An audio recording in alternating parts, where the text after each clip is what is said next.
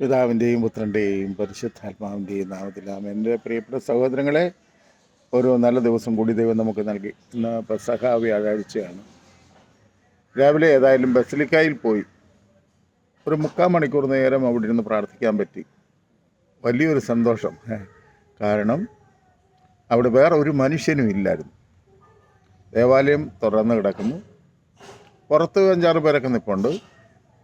ഞാൻ ചെന്നു പള്ളിക്കകത്ത് കയറി. അങ്ങനെ 3/4 മണിക്കൂറോളം അവിടെ ഇരുന്ന് ആ നിശബ്ദതയുള്ള കർത്താവിനോട് പ്രാർത്ഥിച്ചു. അതെല്ലാം കഴിഞ്ഞ് ഞാനിപ്പോൾ വീട്ടിൽ വന്നു. ഇന്നെനിക്ക് ഇവിടെ വന്നപ്പോൾ അതിലേറെ സന്തോഷമുള്ളൊരു പ്രോഗ്രാം ശാലോമിൽ കണ്ടു. രാജേഷ് എന്ന് പറയുന്ന അച്ഛൻ, ഫാദർ രാജേഷ്, അദ്ദേഹം ബ്രദറായിരുന്നപ്പോൾ എനിക്കറിയാം. കാരണം അന്ന് ജീസസ് യൂത്തിൻ്റെ ഔട്ട്റീച്ച് പ്രോഗ്രാമിൽ ഒരു ബ്രദറായിട്ട് വന്ന മനുഷ്യനാണ്. വളരെ കറതീർന്ന നല്ല പ്രായമായ ശേഷമാണ് പുരോഹിതനായത്. ആ പുരോഹിതൻ്റെ ഇപ്പോൾ ചെങ്കോട്ടയിൽ നടക്കുന്ന അൻപില്ലം എന്ന് പറയുന്ന മാനസിക രോഗികളെ നോക്കുന്നൊരു സ്ഥാപനത്തെ നടത്തിക്കൊണ്ടിരിക്കുന്നു. അദ്ദേഹത്തിൻ്റെ എളിമയും ലാളിത്യവും വളരെ ഭയങ്കരം. എറണാകുളത്ത് പാലാരിവട്ടം പള്ളിയിലെ കൊച്ചച്ഛനായിട്ടൊരു വർഷം ഉണ്ടായിരുന്നു. ആ സമയത്ത് ചില ധ്യാനങ്ങളിൽ എൻ്റെ കൂടെ വരികയും സഹായിക്കുകയും ഒക്കെ ചെയ്തിട്ടുണ്ട്. എനിക്ക് സങ്കടങ്ങളുണ്ടാകുമ്പോൾ ഈ അച്ഛനെ ഞാൻ വിളിക്കും, അല്ലെ അച്ഛനെ യാദൃശ്യാൽ വിളിച്ച് കണ്ട് വർത്താനം പറയും. എൻ്റെ വിഷമങ്ങളൊക്കെ പറയും. അച്ഛൻ എനിക്ക് വേണ്ടി പ്രാർത്ഥിക്കും. ഒരു ജീവിക്കുന്ന ക്രിസ്തുവിനെ കണ്ട ഒരനുഭവമാണ് അച്ഛൻ്റെ കൂടെ ഉള്ള കാര്യങ്ങൾ. അച്ഛനെ പാലാരിവട്ടം പള്ളിയിൽ വന്ന് കൊച്ചച്ഛനായിരിക്കുമ്പോൾ അദ്ദേഹം എല്ലാ വൈകുന്നേരങ്ങളിലും ഒരു 5 മണി ഒക്കെ ആകുമ്പോൾ സൈക്കിളും എടുത്തുകൊണ്ട് പുറത്തേക്ക് ഇറങ്ങും. ഒരു കുപ്പായം ഇട്ടുകൊണ്ട് സൈക്കിളുമായിട്ട് ഇറങ്ങിയിട്ട് തെരുവിലുള്ള പാവപ്പെട്ട മനുഷ്യരോടൊക്കെ സംസാരിക്കാൻ തുടങ്ങും. എന്നിട്ട് അവരോട് ചോദിക്കാൻ രണ്ട് വിശേഷം, എവിടെയാണ് എങ്ങനെയാണ് എന്താണ് ഇങ്ങനെ ഈ തെരുവിലിരിക്കുന്നത്, അങ്ങനെയൊക്കെ ജീവിക്കുന്നൊരു വിശുദ്ധനായ പുരോഹിതനായിരുന്നു അദ്ദേഹം. ഇവിടുന്ന് കറങ്ങിത്തിരിഞ്ഞ് ചെങ്കോട്ടയിലുള്ളൊരു സ്ഥാപനം, അതിൻ്റെ അധികാരിയായിട്ട് ഇന്ന് ജീവിക്കുന്നു.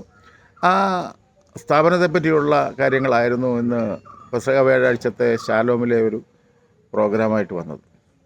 അതിൽ വളരെ മനോഹരമായി കാണുന്നത്, തെരുവിൽ നിന്ന് പിടിച്ചു കൊണ്ടുവന്നിരിക്കുന്ന 12 മക്കളുടെ കാല് കഴുകി ചുംബിക്കുമ്പോൾ യാതൊരു അറപ്പുമില്ലാത്ത തരത്തിൽ അവരോട് ചേർത്ത് പിടിക്കുന്നൊരു വലിയ കാഴ്ച കാണാൻ എൻ്റെ സത്യം പറഞ്ഞാൽ എൻ്റെ ചങ്ക് നിറഞ്ഞു. ഈ അടുത്ത കാലത്ത് ഒരു പുരോഹിതനോട് തോന്നിയ ഏറ്റവും കൂടുതൽ സ്നേഹവും ബഹുമാനവും, അദ്ദേഹം എൻ്റെ ഒരു വർഷം എൻ്റെ കൊച്ചച്ഛനായിരുന്നു എന്ന് പറയുന്നത് തന്നെ ഒരു അഭിമാനമാണ്.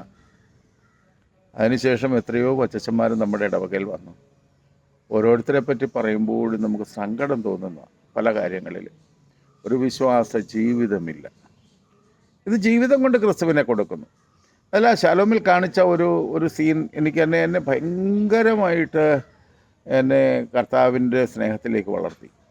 കാരണം പുരോഹിതൻ ബലിപീഠത്തിൽ നിന്ന് പുറത്തേക്ക് ഇറങ്ങി ഈ മാനസിക രോഗികളായ സഹോദരങ്ങളോട് ചേർന്ന് നിൽക്കുന്നു.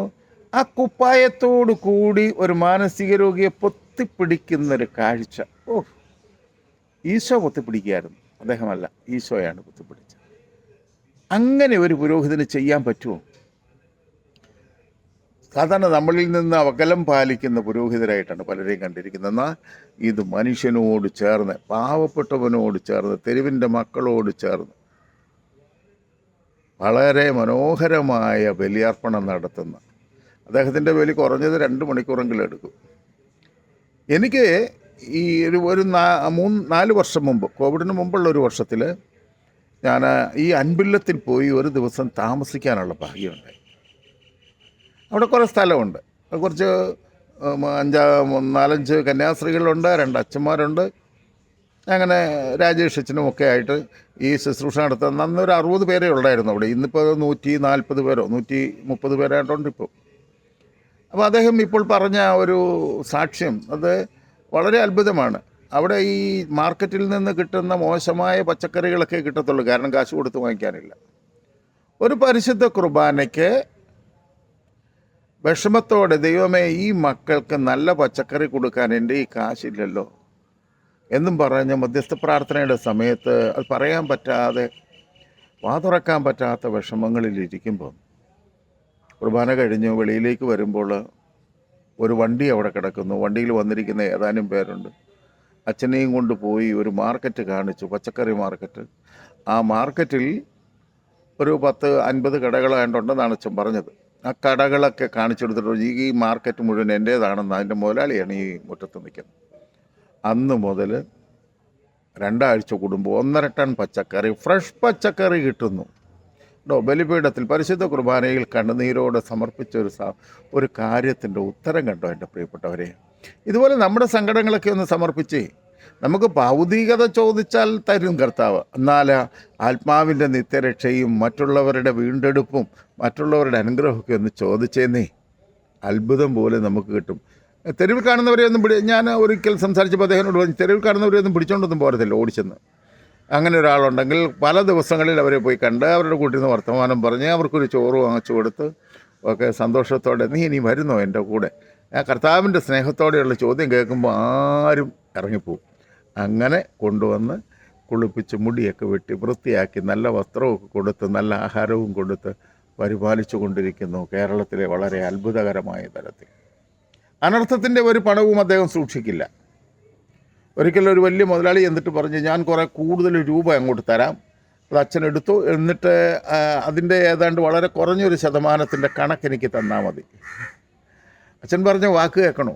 അച്ഛൻ പറഞ്ഞ്, എനിക്ക് ആ കാശ് വേണ്ട, ആ കാശ് കിട്ടിയാൽ ഇവിടെ അങ്ങ് ധാരാളിത്തമാവും, എനിക്ക് കർത്താവിൻ്റെ നാമത്തിൽ മറ്റുള്ളവരുടെ മുമ്പിൽ കൈ നീട്ടാനുള്ള ചാൻസ് എല്ലാം അടഞ്ഞു പോകും, അതുകൊണ്ട് എനിക്ക് വേണ്ട, ഞാൻ എനിക്ക് കാശും വേണ്ട, ഞാൻ കണക്കും തരേണ്ട കാര്യമില്ലല്ലോ. അങ്ങനെ കാശ് വാങ്ങിക്കാതെ പോയി എന്ന് അദ്ദേഹം പറഞ്ഞു.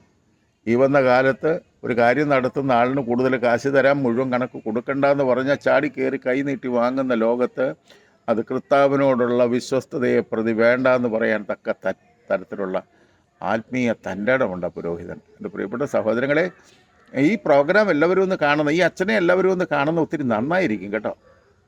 ഞാൻ ഒന്നുകൂടെ അച്ഛൻ്റെ സ്ഥാപനത്തിൽ പോയി ഒന്ന് താമസിക്കണമെന്ന് വിചാരിക്കുക. കാരണം അത്ര ഭയങ്കര, കാരണം ക്രിസ്തു ആയി ജീവിക്കുന്ന ആൾക്കാരില്ലാത്തതാണ് ഈ കാലഘട്ടത്തിലെ സഭയുടെ നാശം.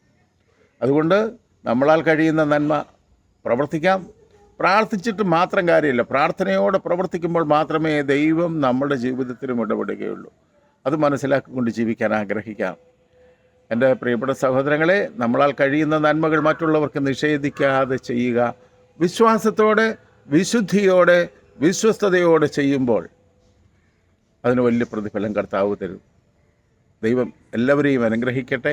ആമേൻ. കൊള്ളാമെന്ന് തോന്നുന്നെങ്കിൽ ഒന്ന് ഷെയർ ചെയ്ത് സഹായിക്കണമേ. ഓക്കെ.